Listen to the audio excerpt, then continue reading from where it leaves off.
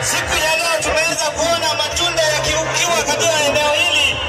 Karibu sana mheshimiwa, karibu sana wageni ambao mmekuja ili tuweze kufanya mafanikio ya siku ya leo. Yes, hebu tuchukue nafasi kila mmoja tafadhali. Tuchukue nafasi nzuri. Kila mmoja achukue nafasi nzuri. Tumpe mheshimiwa nafasi na wageni ambao wameingia. Karibu sana wale wageni ambao wamekuja. Yote tumewakaribisha. Yes. Yes. Okay, DJ.